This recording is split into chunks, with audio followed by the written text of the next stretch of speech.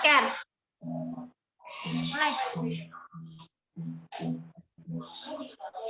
Assalamualaikum warahmatullahi wabarakatuh.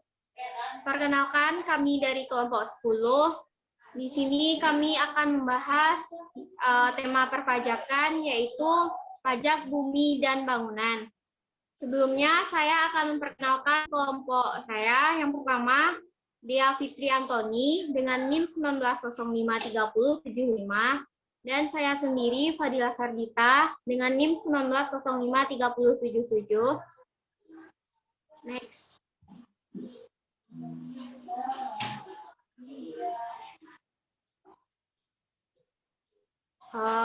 Materi yang akan saya bahas berikut rinciannya. Yang pertama yaitu pengertian pajak bumi dan bangunan. Yang kedua, objek dan subjek bumi bangunan. Yang ketiga, tarif dasar pengenaan pajak. Yang keempat, hak dan kewajiban wajib pajak.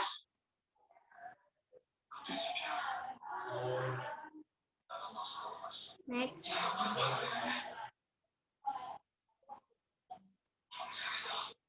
Baiklah, saya sendiri akan menjelaskan tentang pengertian pajak bumi dan bangunan.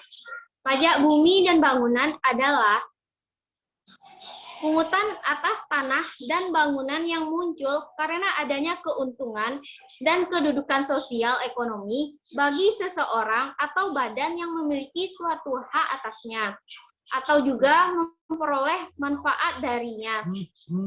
Jika dilihat dari sifatnya, pajak bumi dan bangunan merupakan pajak yang bersifat kebendaan.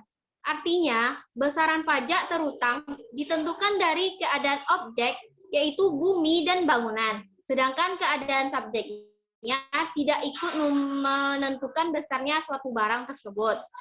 Next.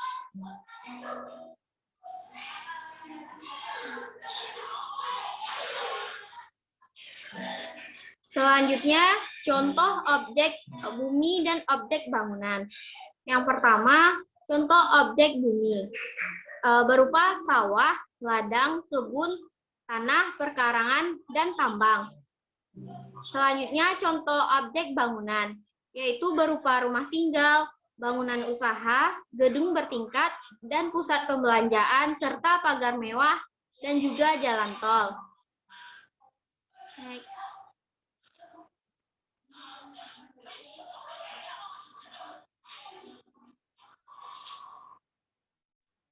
Selanjutnya, yang dibahas yaitu tentang subjek pajak bumi dan bangunan.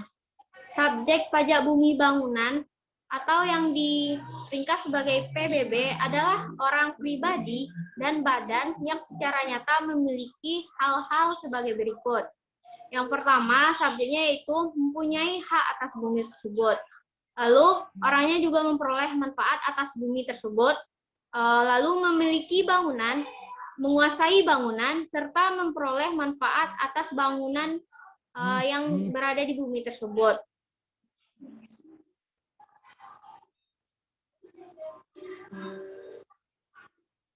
Selanjutnya, yang tidak termasuk dalam objek pajak bumi dan bangunan.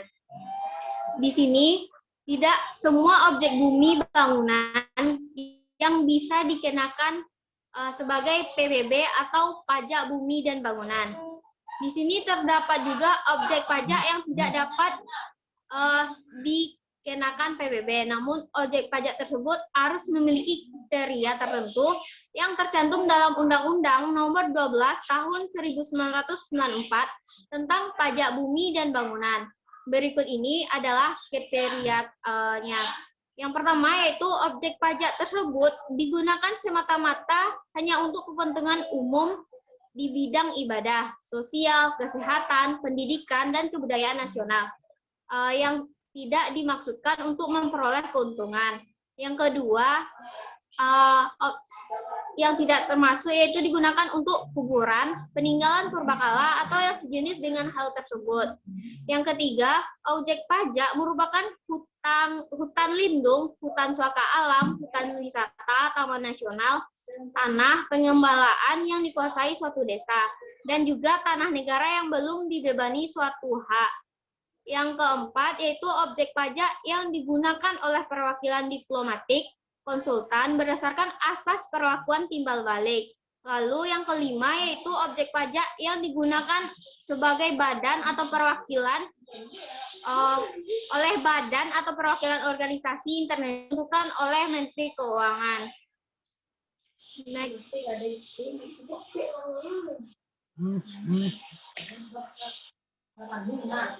Selanjutnya yaitu undang-undang yang mengatur pajak bumi dan bangunan. Pada pemungutan PBB didasarkan pada Undang-Undang Nomor 12 Tahun 1994 tentang perubahan atas Undang-Undang Nomor 12 Tahun 1985 tentang pajak bumi dan bangunan, yaitu kemudian sejak berlakunya Undang-Undang Nomor 28 Tahun 2009 tentang pajak dan retribusi daerah, maka kewenangan dalam pemungutan pajak bumi dan bangunan sektor pedesaan dan perkotaan atau disingkat dengan PPB P2 telah diserahkan ke pemerintah kabupaten dan kota. Sedangkan untuk PBB sektor pertambangan, perhutanan, dan perkebunan yang disingkat sebagai PBB P3 masih di bawah wewenang pemerintah pusat melalui Direktorat Jenderal Pajak atau singkatannya DJP. Next.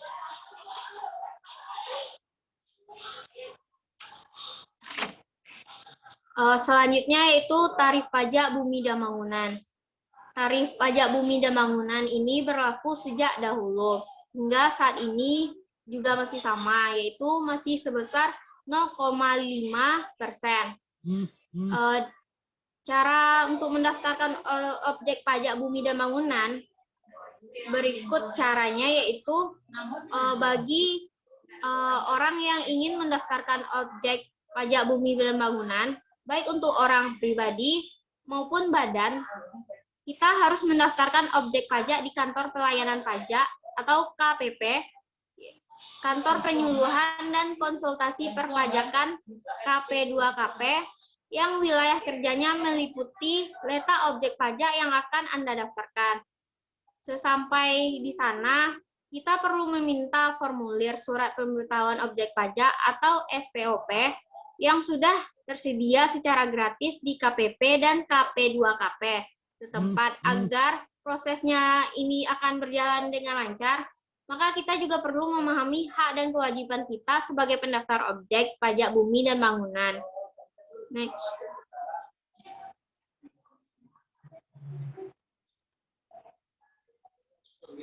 Selanjutnya materi tentang hak dan kewajiban wajib pajak dalam mendaftarkan objek pajak akan dibahas oleh Dea Fitriantoni.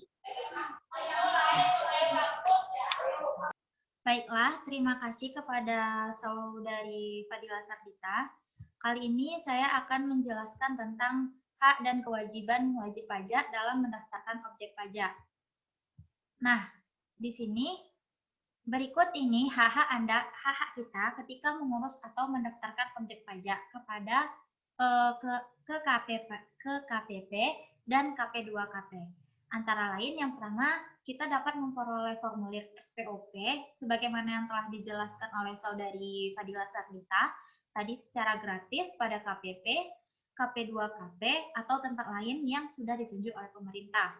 Yang kedua, kita berhak mendapatkan penjelasan, keterangan tentang tata cara pengisian maupun penyampaian kembali SPOP pada KPP atau KP2KP setempat.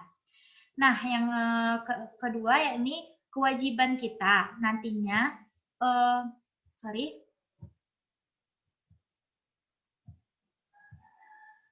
kewajiban kita nantinya sebagai wajib pajak dalam mendaftarkan objek pajak melalui KPP atau KP2KP adalah yang pertama itu kewajiban kita sebagai wajib pajak yang memiliki objek pajak bumi dan bangunan yakni mendaftarkan objek pajak dengan mengisi SPOP.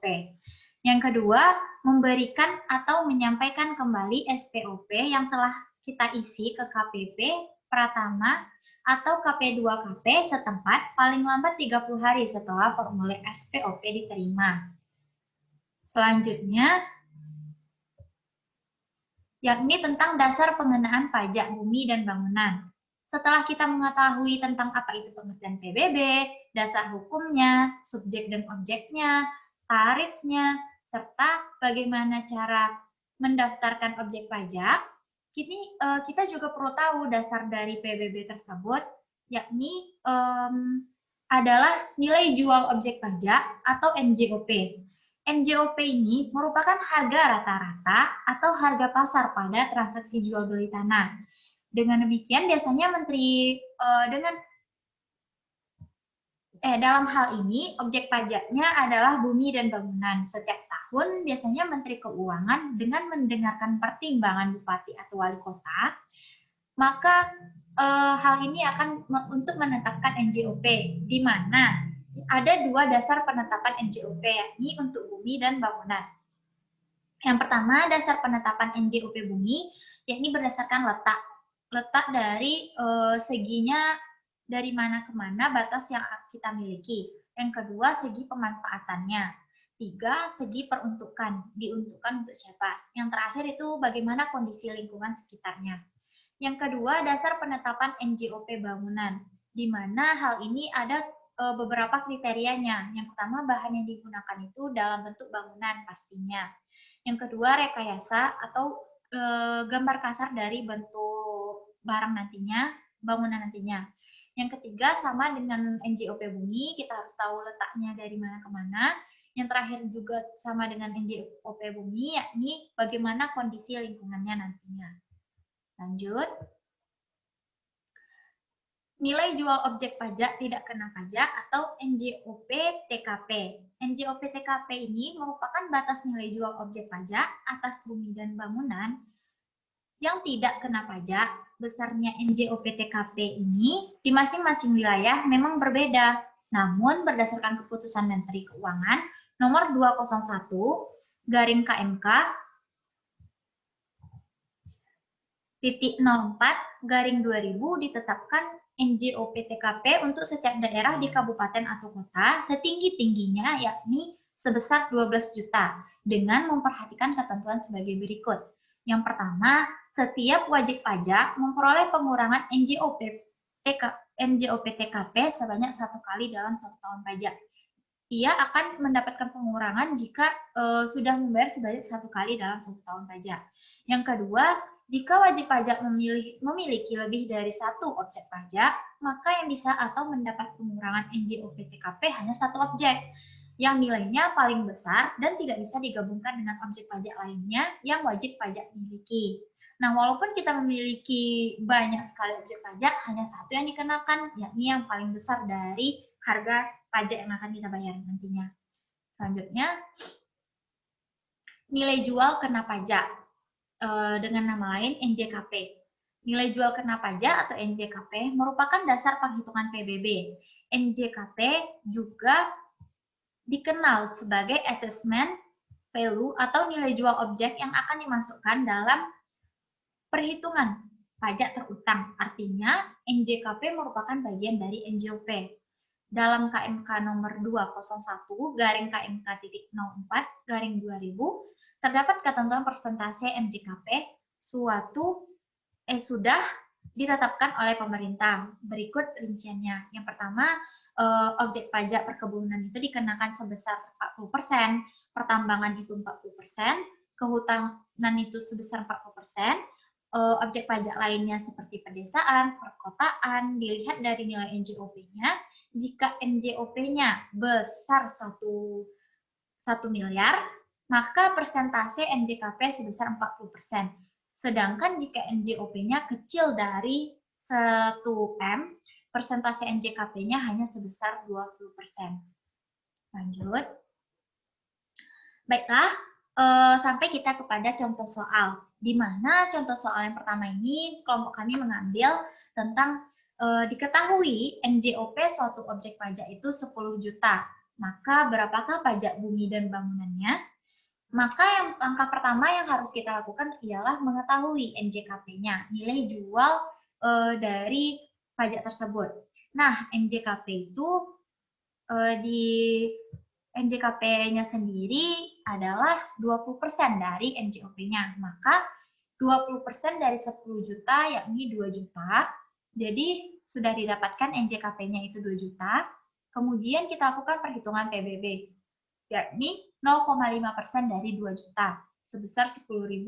Jadi maka ia akan dikenakan pajak bumi bangunannya sebesar Rp10.000. Lanjut. Soal yang kedua dari kelompok kami, yakni Pak Anton memiliki sebuah rumah di daerah Panang, Pekanbaru, dengan luas 30 meter persegi yang berdiri di atas sebidang tanah seluas 50 meter persegi. Misalkan harga bangunan tersebut adalah 50 juta, sementara harga tanahnya adalah 70 juta, maka berapakah pajak bumi dan bangunan yang harus dibayarkan oleh Pak Anton? Yang pertama, kita menghitung nilai bangunan dan tanahnya. Tadi katanya bangunannya itu ada 30 meter persegi, maka 30 itu kita kalikan dengan harga bangunan tersebut 50 juta, yakni dapatlah 1,5 M. Tanah tadi itu sebesar seluas 50 meter dengan harga jual tanahnya tadi 70 juta, kita kalikan dapat 3,5 M. Yang kedua, kita cari NJOP-nya dengan cara menjumlahkan hasil dari kali bangunan dan tanah tadi. Didapatkan NJOP-nya itu 5M, karena nilai bangunan itu ada 1,5, nilai tanah itu 3,5, ditotalkan menjadi 5 miliar. Baiklah, yang sambungannya, setelah kita mengetahui NJOP-nya, kita hitung nilai NJKP-nya dengan cara dia dikenakan 20% dari 5M, yakni sebesar 1M, baru kita hitung PBB-nya, 0,5% dari 1M, sebesar 5 juta. Jadi besaran PBB yang harus Pak Anton bayar adalah 5 juta. Baiklah, sekian penyampaian dari saya kembalikan kepada Saudari Fadila Sartita. Terima kasih kepada Dea Fitri Antoni. Selanjutnya, saya sendiri akan membahas tentang contoh soal nomor 3. Di sini kami memiliki contoh soal, yaitu Ibu Desi mempunyai properti rumah seluas 60 meter persegi dengan nilai 500 per meter. Rumahnya berdiri di atas tanah seluas 100 meter persegi dengan nilai 1 juta per meter. Berapakah pajak bumi dan bangunan yang harus dibayarkan oleh Ibu Desi? Berikut penyelesaiannya. Yang pertama, yaitu menghitung pajaknya. Nilai rumah yang didapat dari 60 dikali 500.000, yaitu hasilnya 30 juta.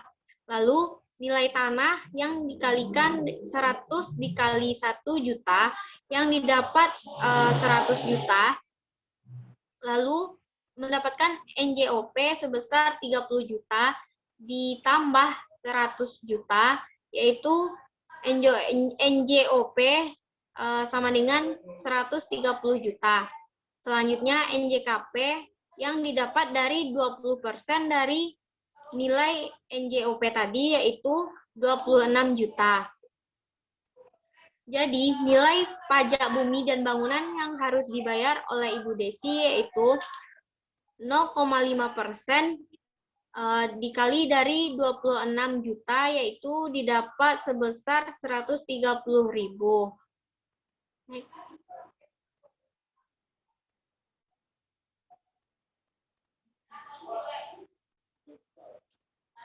Sekian dari pembahasan kami, yaitu mengenai pajak bumi dan bangunan. Saya tutup. Apabila ada kesalahan, mohon maaf. Terima kasih. Wassalamualaikum warahmatullahi wabarakatuh.